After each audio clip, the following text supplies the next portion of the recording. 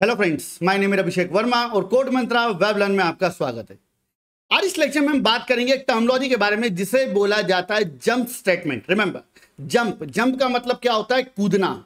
तो नॉर्मली अगर अपन सी लैंग्वेज की बात की जाए या फिर किसी अदर प्रोग्रामिंग लैंग्वेज की बात की जाए तो हर लैंग्वेज में कुछ स्पेशल टूल अवेलेबल होते हैं, या अदर वर्ड में बोला जाए तो कुछ स्पेशल स्टेटमेंट अवेलेबल होते हैं जिनका यूज करके आप आपके प्रोग्राम के किसी ब्लॉक ऑफ कोड मतलब किसी कोड को जंप कर सकते हो। मतलब अगर आप चाहते हो कि वो कोड वर्क ना करे तो आप उसको जंप करके सीधे आगे निकल सकते हो। डन। तो ऐसे स्टेटमेंट को बोला जाता है जंप स्टेटमेंट। डन। अब जंप स्टेटमेंट कैसे बिहेव करते हैं तो उसको अपन आगे डिटेल में प्रॉपर्ली समझेंगे, मगर सी लैंग्वेज की बात की जाए तो सी लैंग्वेज में ओवरऑल मिलाकर 4 जंप स्टेटमेंट अवेलेबल है। पहला जंप स्टेटमेंट होता है जिसे बोला जाता है ब्रेक। दूसरा जंप स्टेटमेंट होता है जिसे बोला जाता है कंटिन्यू। तीसरा जंप स्टेटमेंट होता है जिसे बोला जाता है गो टू। और चौथा जंप स्टेटमेंट होता है जिसे हम बोलते हैं रिटर्न। रिमेंबर, अभी की बात की जाए तो अभी मैं आपके सामने केवल और केवल 3 जंप स्टेटमेंट के बारे में बात करूंगा, break, continue and go to. But इसके अलावा एक स्टेटमेंट और होता है जिसे बोला जाता है रिटर्न। तो रिटर्न स्टेटमेंट के बारे में हम डिटेल में डिस्कस करेंगे जब मैं आपको एक टॉपिक पढ़ाऊंगा जिसका नाम होता है फंक्शन, क्योंकि रिटर्न का यूज फंक्शन के साथ में किया जाता है। डन। तो यहां पर सबसे पहले हम बात करते हैं हमारे पहले जंप स्टेटमेंट के साथ में, और जिसका नाम है ब्रेक। रिमेंबर, अब ब्रेक स्टेटमेंट की बात करो, ब्रेक का मतलब क्या होता है? सिंपल वर्ड में बात की जाए तो ब्रेक का मतलब होता है रोकना।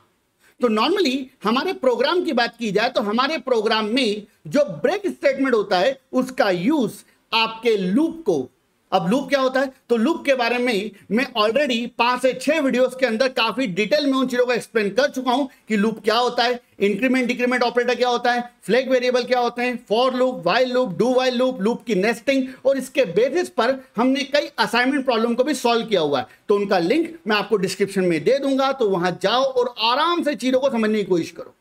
हर चीज को काफी डिटेल में डिस्क्राइब करके मैंने आपको बताया हुआ है। डन। तो स्टेप बाय स्टेप तरीके से चलोगे तो आपको ज्यादा बेटर नॉलेज और बेटर कंटेंट मिलेगा। डन। तो चलिए अपन बात करते हैं यहां पे ब्रेक स्टेटमेंट के बारे में। तो ब्रेक स्टेटमेंट का रोल क्या होता है? ब्रेक स्टेटमेंट का यूज किसी भी लूप को इंटरमीडिएट स्टेट में रोकने के लिए किया जाता है। एग्जाम्पल के लिए मान लो जब भी आप कोई लूप लगाते हो तो उस लूप के अंदर 2 पॉइंट होते हैं। पहला होता है, इसको बोलते हैं स्टार्ट पॉइंट, मतलब जहां से लूप स्टार्ट हो रहा है, और एक होता है एंड पॉइंट, मतलब जहां पर आप क्या करते हो उस लूप को क्लोज करते हो, उस लूप को बंद करते हो। मगर कई बार जब आप प्रोग्राम बनाओगे तो उस प्रोग्राम में आपके सामने ऐसी सिचुएशन आ सकती है कि आपको एंड तक जाने की जरूरत ही ना पड़े और आपको इंटरमीडिएट स्टेट में ही कहीं पर आपके लूप को क्या करना पड़े, क्लोज करना पड़े, एंड करना पड़े। तो ऐसी सिचुएशन जब आपको आपके लूप को इंटरमीडिएट स्टेट में ही क्या करना होता है, रोकना होता है, तो ऐसी सिचुएशन में हम ब्रेक स्टेटमेंट का यूज करते हैं। तो what is the break statement? Break statement किसी भी लूप को इंटरमीडिएट स्टेट में रोकने का कार्य करता है। That's it. अब यहां पर अगर आपको ब्रेक स्टेटमेंट और कंटिन्यू स्टेटमेंट के कंसेप्ट को समझना है तो आपको यहां पर सबसे पहले एक टर्मिनोलॉजी को समझना पड़ेगा जिसे बोला जाता है इटरेशन। अब इटरेशन की बात करें, इटरेशन का मतलब क्या होता है? इटरेशन का मतलब होता है सिंगल साइकिल जिसे आप बार बार एग्जीक्यूट कर रहे हो। मेरे पॉइंट को समझने की कोशिश करना। तो मान लीजिए कि आपने यहां पर एक लूप लगाया, for i assignment 1। Done. Then आपने लिखा यहां पर i less than equal to 10, and then आपने यहां पे स्टेटमेंट लिखा हुआ i plus plus. That's it. और इसके बाद में आपने यहां पर क्या बना रखा है, एक ब्लॉक, और इस ब्लॉक के अंदर मान लीजिए आपने एक सिंपल स्टेटमेंट लिख दिया है printf/n hello। डन।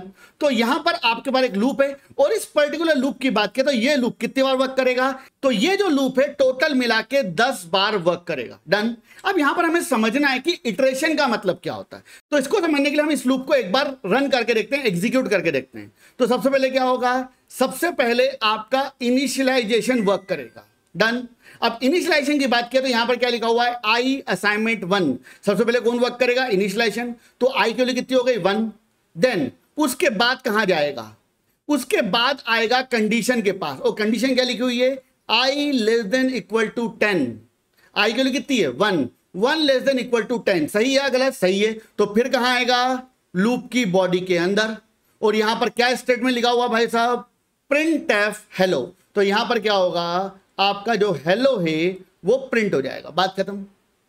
अब यहां पे ध्यान दीजिएगा प्लीज, यहां पर आपका जो लूप है वो एक बार कंप्लीट हो चुका है।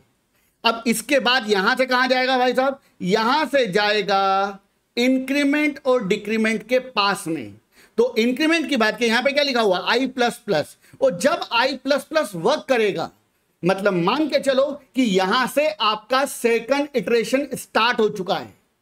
मतलब सिंपल वर्ड में बात की जाए तो आपका लूप जब एक बार ब्लॉक के एंड तक पहुंच गया, इसका मतलब क्या हुआ कि एक इटरेशन कंप्लीट हो चुका है। और जैसे आप इंक्रीमेंट करके इस ब्लॉक पर लेकर गए हो i प्लस प्लस, तो यहां पर आपका जो सेकंड इटरेशन है वो यहां से स्टार्ट होगा। डन। सेकंड टाइम क्या होगा, i के लिए कितनी हो जाएगी आपकी 2, देन अगेन कहां आएगा, कंडीशन के पास 2 लेस देन इक्वल टू 10, सही है गलत, सही है। फिर अंदर आएगा और क्या प्रिंट करेगा, हेलो। इसके अलावा और कुछ है क्या यहां पर, नहीं है। तो यहां पर इस ब्लॉक के एंड तक आ जाएगा, और जब ब्लॉक के एंड तक आ गया मतलब सेकंड इटरेशन कंप्लीट हो चुका है। डन। अगेन जाएगा, आई के लिए कितनी हो जाएगी आपकी 3, मतलब तीसरा इटरेशन स्टार्ट हो जाएगा, देन चौथा, देन पांचवा, देन छठा। इस तरीके से एक एक करके आपके इटरेशन स्टार्ट होंगे। मतलब सिंपल वर्ड में अगर बात की जाए तो इस पर्टिकुलर लूप में टोटल कितने इटरेशन है, 10 इटरेशन। डन। तो इटरेशन मतलब क्या, इटरेशन मतलब सिंगल साइकिल जिसे आप बार बार एग्जीक्यूट कर रहे हो। मतलब हम क्या कर रहे हैं, i इक्वल टू 1 से स्टार्ट कर रहे हैं, कंडीशन को चेक कर रहे हैं, अंदर आके बॉडी ऑफ एरिया को एग्जीक्यूट कर रहे हैं, और देन आपका बॉडी ऑफ लूप एंड हो रहा है। तो यहां पर आपका एक iteration complete, then second iteration start होगा, मतलब वही साइकिल दोबारा चलेगा। फिर थर्ड इटरेशन स्टार्ट होगा, मतलब वही साइकिल तीसरी बार चलेगा। मतलब जो हर साइकिल है वो क्या है, वो एक इटरेशन है। सिंपल से वर्ड में मान लीजिए कि ये इंदौर का भंवरकुआं स्क्वायर है, और मान लीजिए कि ये आपका गीता भवन स्क्वायर है। डन। अब इन दोनों स्क्वायर की बात की जाए तो मान लो इनके बीच में 10 किलोमीटर की डिस्टेंस है एग्जाम्पल के लिए। डन। अब यहां पर से कोई व्यक्ति साइकिल से कहां जा रहा है, भंवरकुआं से गीता भवन तक। अब यहां पर उसने एक बार पेडल मारा, कंप्लीट हुआ, देन वो एक इटरेशन कंप्लीट है। अब उसके बाद ऐसे ही वो कई इटरेशन लगाएगा, मतलब कई बार पेडल मारेगा, तो ऐसे बहुत सारे इटरेशन हो सकते हैं। तो आपके लूप में कई इटरेशन हो सकते हैं। तो इस पर्टिकुलर लूप की बात की जाए तो इस पर्टिकुलर लूप के अंदर हमारे पास टोटल मिला के 10 इटरेशन हैं। डन। तो इटरेशन आपके माइंड में प्रॉपरली क्लियर होना चाहिए कि what is the meaning of iteration. Iteration means single cycle जिसे हम बार बार रन करना चाह रहे हैं, बार बार एग्जीक्यूट करना चाह रहे हैं। तो चलिए अब यहां पर हम समझने की कोशिश करते हैं हमारे पहले जंप स्टेटमेंट को, जिसे बोला जाता है ब्रेक स्टेटमेंट। अब ब्रेक स्टेटमेंट की बात करो, ब्रेक स्टेटमेंट का मतलब क्या होता है, ब्रेक का मतलब क्या होता है, ब्रेक का मतलब होता है रोकना। तो ब्रेक स्टेटमेंट को प्रॉपर्ली समझने के लिए हम सिंपल से एग्जांपल पे आते हैं। तो वो एग्जांपल में कोड मंत्रा के ऊपर ले रहा हूं।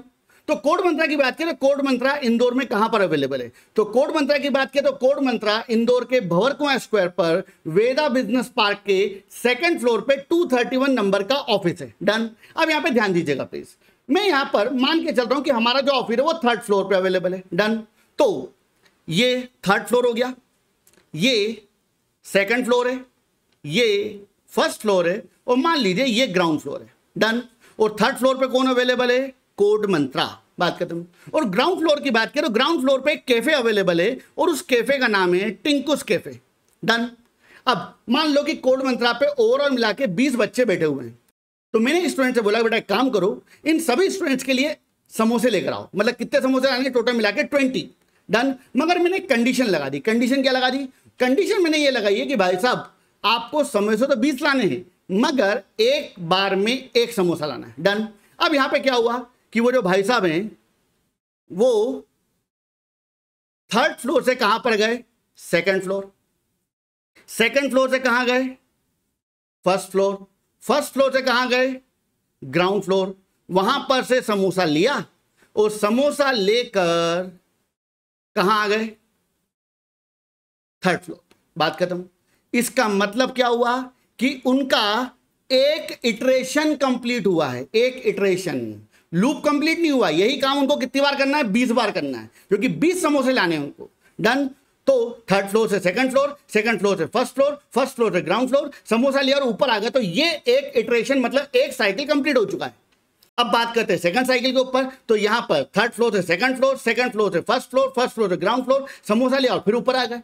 तो आपका क्या हुआ यहां पर? सेकंड साइकिल कंप्लीट मतलब second iteration complete. Then again क्या हुआ भाई साहब, जो है वो थर्ड फ्लोर से कहां पर आए? सेकंड फ्लोर, सेकंड फ्लोर से फर्स्ट फ्लोर, फर्स्ट फ्लोर से ground floor, ground floor samosa लिया फिर ऊपर आ गए। मतलब कितने इटरेशन कंप्लीट हो चुके हैं? 3 इटरेशन। मगर मान लो कि भाई साहब थर्ड फ्लोर से कहां आए? सेकंड फ्लोर, सेकंड फ्लोर से फर्स्ट फ्लोर पे पहुंचे और मान लो कि मुझे सारे बच्चों ने बोल दिया कि सर हम समोसे नहीं खाएंगे, हमारा मन नहीं है। डन। तो मैंने यहां से भाई साहब कहां पहुंचे थे? फर्स्ट फ्लोर पे। और मैंने ऊपर से इनको कॉल लगा के बोल दिया ब्रेक। अब पॉइंट को ध्यान समझना, मैंने क्या बोला? ब्रेक। इसका मतलब यह है कि इसके बाद जो बचे हुए 17 समोसे हैं वो उनको नहीं लाने हैं। जो प्रोसेस है वो यहीं के यहीं पर क्या हो जाएगी? टर्मिनेट हो जाएगी। मतलब उनका जो लूप है, जो कितनी बार चलना था? 20 बार, वो लूप वहीं के वहीं क्या हो चुका है? टर्मिनेट हो चुका है, खत्म हो चुका है। इसके बाद बचे हुए जो समोसे हैं वो उनको नहीं लेके जाने हैं ऊपर। डन। तो ब्रेक स्टेटमेंट क्या करता है? तो ब्रेक स्टेटमेंट की बात की जाए तो ब्रेक स्टेटमेंट क्या करता है? तो ध्यान देना, ब्रेक स्टेटमेंट की बात किया तो ब्रेक स्टेटमेंट का यूज करके आप किसी भी लूप के रिमेनिंग बचे हुए सभी इटरेशन को टर्मिनेट कर सकते हो, मतलब एंड कर सकते हो। मतलब जैसे ही आपका ब्रेक स्टेटमेंट वर्क करेगा, आपका जो कंट्रोल है वो कहां आ जाएगा? लूप के बाहर। मतलब आपका काम वहां पर क्या हो चुका है? खत्म हो चुका है, एंड हो चुका है। रिमेंबर, प्रोग्राम एंड नहीं हुआ है, उस प्रोग्राम का वो लूप एंड हुआ है। तो चलिए, जो मैंने अभी आपको बताया उस चीज को मैं एक बार आपको प्रैक्टिकली समझाने की कोशिश करता हूं कि ये कंसेप्ट वर्क कैसे करता है। तो यहां पर उस कंसेप्ट को समझने के लिए आपके सामने एक प्रोग्राम लिखा हुआ है और इस पर्टिकुलर प्रोग्राम की बात की जाए तो इस प्रोग्राम में आपका आउटपुट क्या आएगा? डन। तो इस पर्टिकुलर प्रोग्राम की बात की जाए तो यहां पर आपका आउटपुट आएगा 1 2 3, कहां तक? 10 तक। क्यों? क्योंकि ये सिंपल सा प्रोग्राम है कि जिसमें आपने लूप को कहां से स्टार्ट किया है? 1 से।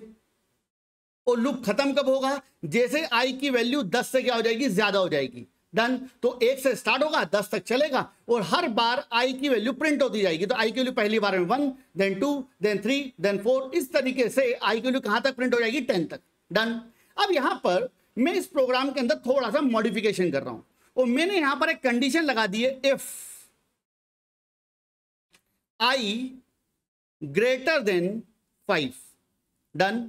और इसके बाद मैंने यहां पर एक स्टेटमेंट का यूज करा है और वो स्टेटमेंट है आपका ब्रेक। डन। अब इस पर्टिकुलर प्रोग्राम की बात की है तो इस पर्टिकुलर प्रोग्राम में आपका आउटपुट क्या आएगा?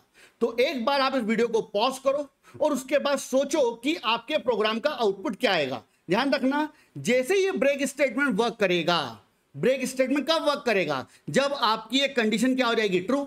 डन। तो जैसे ये ब्रेक स्टेटमेंट वर्क करेगा, आपका जो कंट्रोल है वो इस लूप के बाहर आ जाएगा। डन।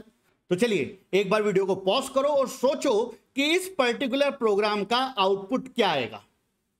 अब यहां पर इस पर्टिकुलर प्रोग्राम की बात की जाए तो कई स्टूडेंट्स के माइंड में आएगा कि सर इस प्रोग्राम का आउटपुट आएगा 1 2 3 4 5, 1 से लेके 5 तक यहां पे प्रिंट होगा। डन। एक चीज ध्यान रखना, यहां पर 1 से लेके 5 तक नहीं, 1 से लेके 6 तक प्रिंट होगा। अब कैसे वर्क करेगा ध्यान दीजिएगा प्लीज। तो इसको समझने के लिए हम step by step process follow करते हैं। तो सबसे पहले क्या होगा? सबसे पहले आई की वैल्यू कितनी आएगी? 1। Done. Then 1 less than equal to 10, सही है गलत? सही है। तो अंदर आएगा और अंदर आने के बाद में यहां पर आई की वैल्यू क्या हो जाएगी? प्रिंट। और आई की वैल्यू कितनी है? आई की वैल्यू 1 है, तो यहां पर 1 प्रिंट हो जाएगा, बात खत्म।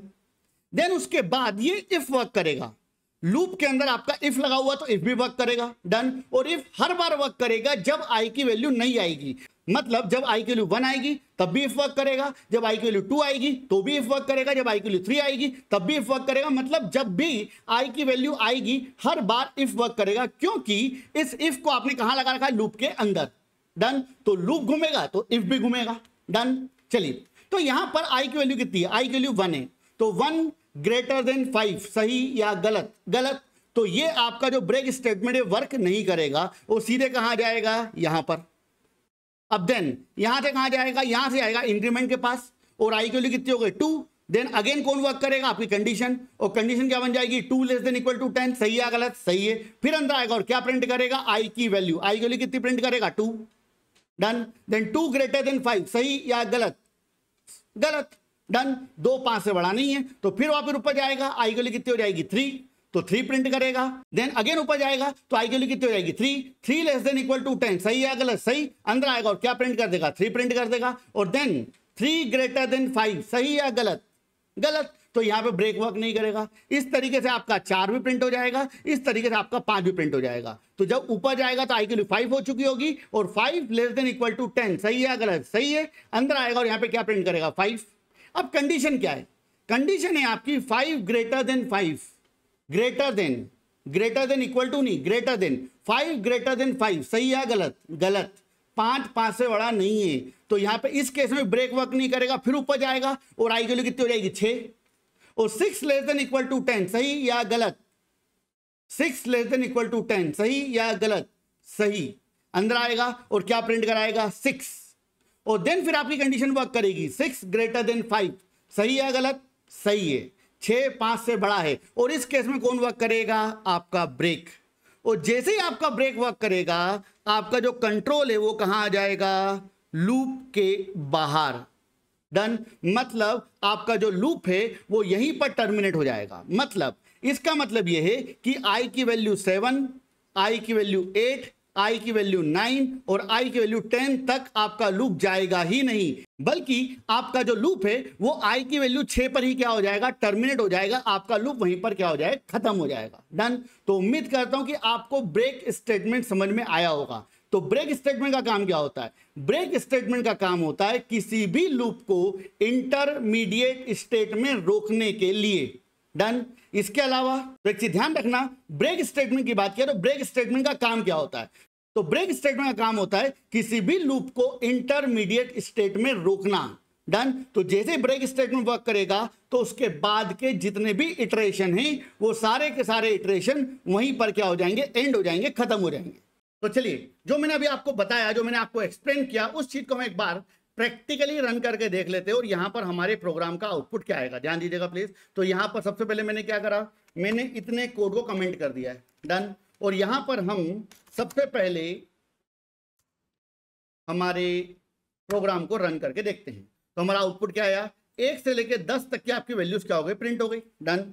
अब मैं काम करता हूं, ये जो कोड है इसको मैंने वापस से अनकमेंट किया, डन। और एक बार हम इस कोड को कंपाइल और रन करके चेक करते हैं।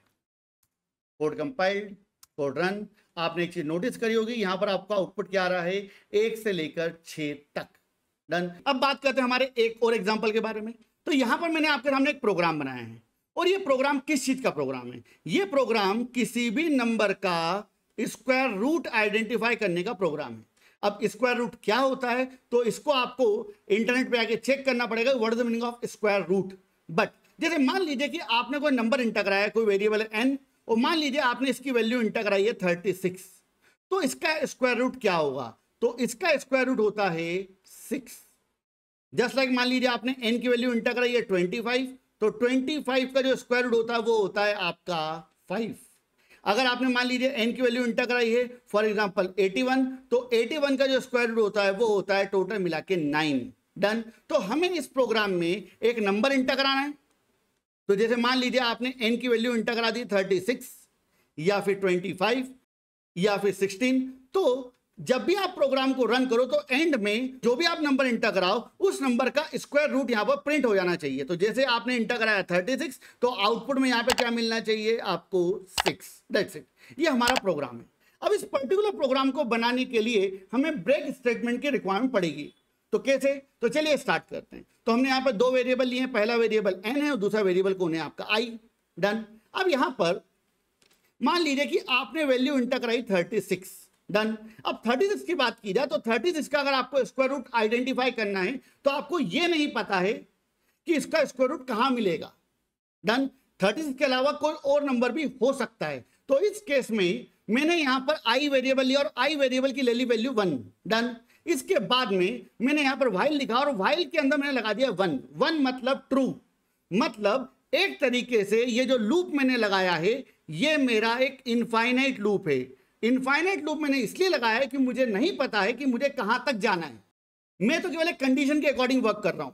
जहां पर मेरे काम की वैल्यू मिल जाएगी मैं वहां पर अपने लूप को ब्रेक कर दूंगा। सिंपल सी बात है। मैंने आपसे बोला, मान लो आप भौरकुआं स्टोर पे खड़े हो और मैंने बोला भाई साहब एक काम करो, मेरे लिए 1 किलो जलेबी लेकर आओ। और मैंने बोला इस रोड पे जाओ, बस सीधे चलते जाओ। आपको कहां जाकर रुकना है?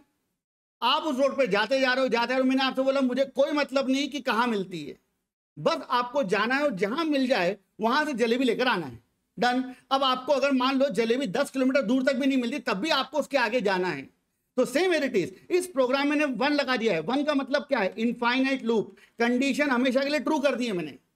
तो मैं इस लूप को तब तक चलाता रहूंगा जब तक मेरे काम का नंबर नहीं मिल जाता। डन। तो चलिए आगे बढ़ते हैं। तो सबसे पहले अपन यहां पे क्या किया, हमने यहां पर आई वेरिएबल की वैल्यू ले ली 1। देन अंदर आते हैं, कंडीशन क्या है आपकी? ट्रू है। अब यहां पर क्या होगा ध्यान दीजिएगा प्लीज। एन की वैल्यू कितनी है? 36।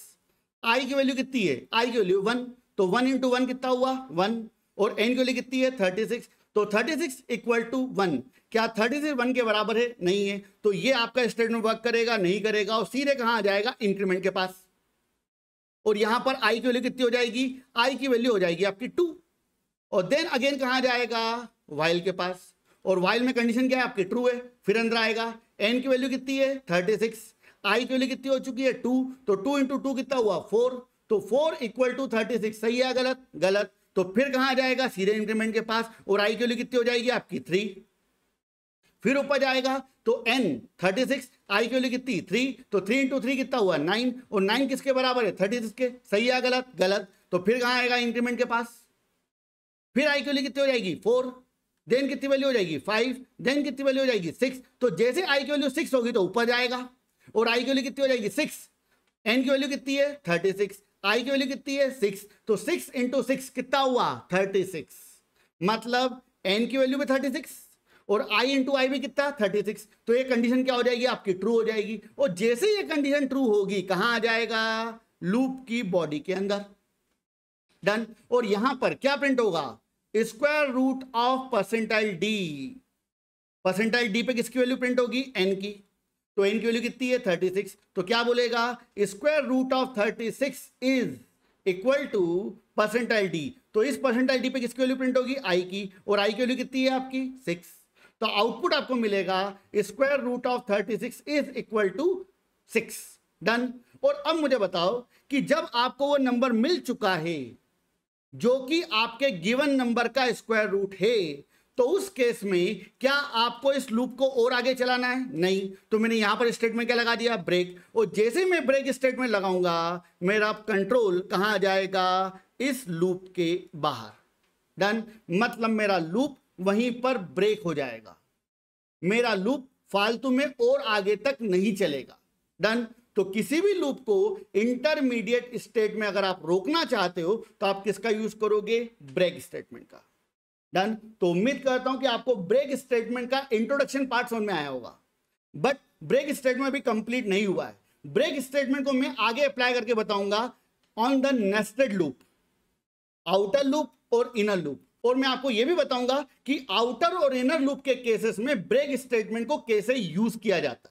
डन। मगर आगे जाने से पहले मैं आपको इस प्रोग्राम को एक बार रन करके जरूर दिखा देता हूं। डन। तो आप एक चीज देखिएगा प्लीज। मैंने इस कोड को कंपाइल किया, कोड को हमने क्या किया? रन। और मैंने मान लीजिए यहां पर वैल्यू इंटर कराई 36। तो मुझे आउटपुट में क्या मिलेगा? Square root of 36 equal to 6। तो उम्मीद करता हूं कि आपको सारी चीजें प्रॉपर्ली समझ में आ रही होंगी। अगर आपको हमारा कंटेंट पसंद है तो please like the video, subscribe my channel और share this content with your friends. Radhe Radhe. जय श्री राम। हम कंप्यूटर प्रोग्रामिंग के इंपॉर्टेंट कंसेप्ट्स को आसान भाषा में विथ रियल लाइफ एग्जांपल आप तक पहुंचाते हैं, जो कि आपकी लॉजिकल थिंकिंग को इंप्रूव करने में हेल्प करेगा। अगर आपको हमारा ये कंटेंट और एक्सप्लेनेशन अच्छा लगता है तो प्लीज हमारे चैनल को सब्सक्राइब करें। ये आपके लिए तो फ्री है, लेकिन इससे हमें और नए प्रोग्रामिंग रिलेटेड वीडियोस को बनाने के लिए मोटिवेशन मिलता है।